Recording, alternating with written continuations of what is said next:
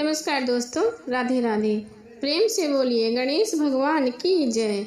बुधवार का दिन बड़ा ही खास होता है और इस दिन गणेश भगवान की पूजा की जाती है। गणेश जी में आस्था रखने वाले लोग इस दिन बड़ी श्रद्धा के साथ उनकी पूजा अर्चना और व्रत करते हैं। बुधवार का व्रत का महत्व। बुध को बुद्धि का कारक माना जाता है, जो कि एक महत्वपूर्ण ग्रह भी है। अगर किसी की कुंडली में बुध खराब हो तो उसके जीवन में कभी तरक्की नहीं होती, साथ ही उसे कभी भी कामयाबी नहीं मिलती। बुध को व्यापार और बहन बेटी का भी कारक माना जाता है। इस दिन भगवान गणेश का दिन होता है, जो बुद्धि के देवता माने जाते हैं, जो अपने भक्तों के सभी विघ्न बाधाओं को हर लेते हैं, इसलिए उन्हें विघ्नहर्ता भी कहा जाता है। अगर कोई इनका सच्चे मन से पूजन करे तो उनको जीवन में कभी धन और सुख समृद्धि की कमी नहीं होती। इस व्रत को करने से आपके यहाँ अन्न के भंडार कभी खाली नहीं होते। भगवान गणेश विघ्नहर्ता भी कहे जाते हैं। उनकी पूजा अर्चना करने से जीवन में सभी दुख दूर हो जाते हैं। इस दिन व्रत रखने का भी विधान है। अगर कोई इस दिन सच्चे मन से गणेश जी की आराधना करता है तो उसके जीवन में धन और सुख समृद्धि की कमी नहीं रहती। यदि आपका कमाया हुआ धन व्यर्थ जा रहा है तो बुधवार का व्रत जरूर करें। बुधवार व्रत की पूजा विधि। गणेश जी की पूजा करने से पहले संकल्प लें, क्योंकि किसी भी पूजा को शुरू करने से पहले संकल्प लेना आवश्यक होता है। बुधवार को व्रत 7, 21 या 45 बुधवार तक किया जाना चाहिए और इसकी शुरुआत महीने के शुक्ल पक्ष से करने उचित माना जाता है। किसी भी व्रत की शुरुआत पितृ पक्ष या कृष्ण पक्ष में नहीं करनी चाहिए। बुधवार को स्नान ध्यान से निर्मित होकर सबसे पहले तांबे के पात्र में भगवान गणेश जी की मूर्ति स्थापित करें। पूजा के लिए पूर्व दिशा की ओर मुख करना शुभ माना जाता है। यदि पूर्व दिशा में मुख करना संभव न हो तो आप उत्तर की ओर मुख करके पूजा की शुरुआत कर सकते हैं। आसन पर बैठकर भगवान गणेश जी को फूल, धूप, दीप, कपूर, चंदन से पूजा अर्चना करें। मान्यता है कि पूजा में दूब यानी दुर्वा अर्पित करना बहुत शुभ माना जाता है। इसके बाद गणेश जी को मोदक अर्पित करें। इसके बाद गणेश मंत्र का 108 बार जाप करें। अब सुने बुधवार की व्रत कथा। एक बुढ़िया थी, वो बहुत गरीब थी और अंधी थी। उसके एक बेटा और बहू था। वह बुढ़िया सदैव गणेश जी की पूजा किया करती थी। एक दिन गणेश जी ने प्रकट होकर उस बुढ़िया से कहा, हे बुढ़िया माँ, तू जो चाहे सो मांग ले। बुढ़िया बोली, मुझसे तो मांगा नहीं जाता, मैं कैसे मांगू। तब गणेश जी बोले, अपने बेटे और बहू से पूछ कर आना।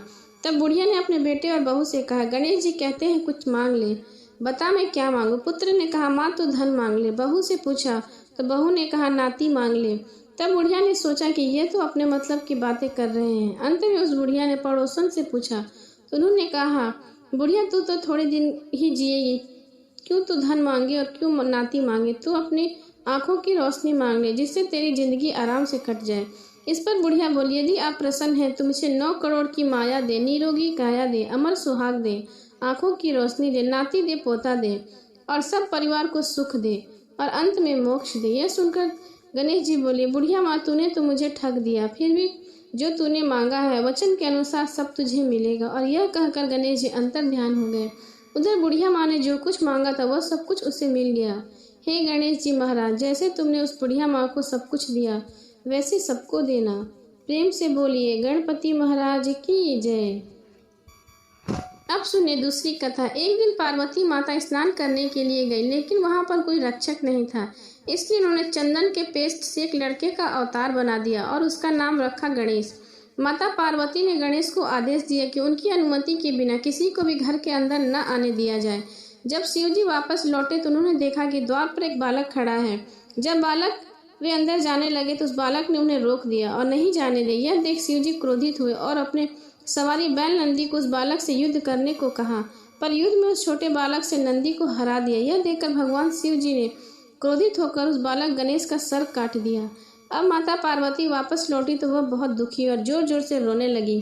शिव जी को जब पता चला कि उनका स्वयं का पुत्र था तो उन्हें भी बहुत गलती का एहसास हुआ। शिव जी ने लापरवाही को बहुत समझाने की कोशिश की, पर वह नहीं मानी और गणेश के नाम लेते लेते और दुखित होने लगी। अंत में माता पार्वती ने क्रोधित होकर शिव जी को अपनी शक्ति से गणेश को दोबारा जीवित करने के लिए कहा। शिव जी बोले, हे पार्वती, मैं गणेश को जीवित तो कर सकता हूँ, पर किसी अन्य जीवित प्राणी के सर को जोड़ने पर ही।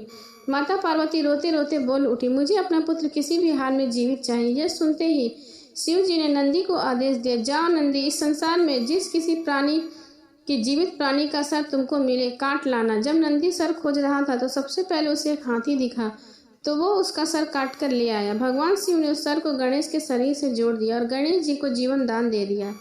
शिव जी ने इसलिए गणेश जी का नाम गणपति रखा और बाकी सभी देवताओं ने उन्हें वरदान दिया कि इस दुनिया में जो भी कुछ नया कार्य करेगा पहले जय श्री गणेश को याद करेगा और किसी भी पूजा में सर्वप्रथम गणपति की पूजा होगी, उसके बाद अन्य देवता की पूजा की जाएगी। अब सुने गणेश जी की सवारी मूषक की कथा। एक समय की बात है, एक बहुत भयंकर असुर का राजा गजमुख था। वह बहुत शक्तिशाली बनना और धन चाहता था। वह साथ ही सभी देवताओं को अपने वश में करना चाहता था, इसलिए हमेशा भगवान शिव से वरदान के लिए तपस्या करता था। शिव जी से वरदान पाने के लिए वह अपना राज्य छोड़ जंगल में जाकर रहने लगा और शिव जी से वरदान प्राप्त करने के लिए बिना पानी बिना भोजन खाए रात दिन तपस्या करने लगा। कुछ साल बीत गए। शिव जी उसके अपार तप को देखकर प्रभावित हुए और शिव जी ने उसके सामने प्रकट हुए। शिव जी ने खुश होकर उसे दैविक शक्तियां प्रदान की, जिससे वह बहुत शक्तिशाली बन गया। सबसे बड़ी ताकत जो शिव जी ने उसे प्रदान की थी यह वह था कि उसे किसी भी शस्त्र से मारा नहीं जा सकता था। असुर गजमुख को अपनी शक्तियों पर गर्व हो गया। वह अपनी शक्तियों का दुरुपयोग करने लगा और देवी देवताओं पर आक्रमण करने लगा। मात्र शिव, ब्रह्मा और विष्णु और गणेश ही उसके आतंक से बचे हुए थे। गजमुख चाहता था कि हर कोई देवता उसकी पूजा करे। सभी देवता शिव, विष्णु और ब्रह्मा जी के शरण में पहुंचे और अपने जीवन की रक्षा की गुहार लगाने लगे। यह सब देखकर शिव जी ने गणेश को असुर गजमुख को यह सब करने से रोकने के लिए भेजा। गणेश जी ने गजमुख के साथ युद्ध किया और असुर गजमुख को बुरी तरह से घायल कर दिया, लेकिन तब वह भी नहीं माना। उस राक्षस ने स्वयं को एक मूषक के रूप में बदल लिया और गणेश जी पर आक्रमण करने लगा। जैसे ही वो गणेश जी के पास पहुंचा, गणेश जी कूदकर उस पर बैठ गए और गणेश जी ने गजमुख को जीवन भर के लिए अपना सवारी बना लिया और उसे मूस के रूप में बदल दिया, अपने वाहन के रूप में जीवन भर के लिए रख लिया। बाद में गजमुख भी अपने इस रूप से खुश होकर और गणेश जी का प्रिय मित्र बन गया। प्रेम से बोले गणेश भगवान की जय। कथा के बाद जरूर करें गणेश जी की आरती।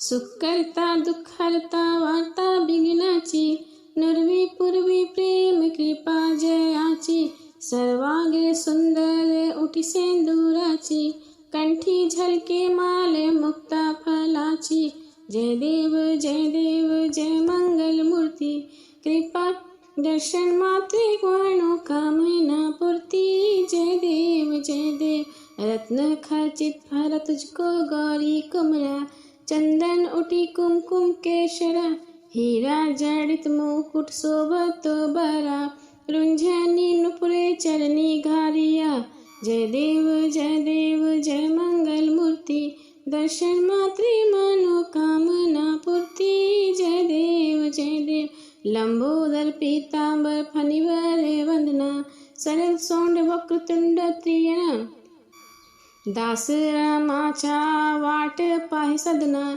संकट पावे निर्वाणी रक्षावे वंदना, जय देव जय मंगल मूर्ति, दर्शन मात्रे मनोकामना पूर्ति, जय देव सिंदूर लाल चढ़ायो अच्छा गजमुख को, दोनिन लाल बिराजे सुत गौरी हर को, हाथ लिए लड्डू साईं सुरवर को, महिमा कहे न जाए लागत हूँ पद को, जय देव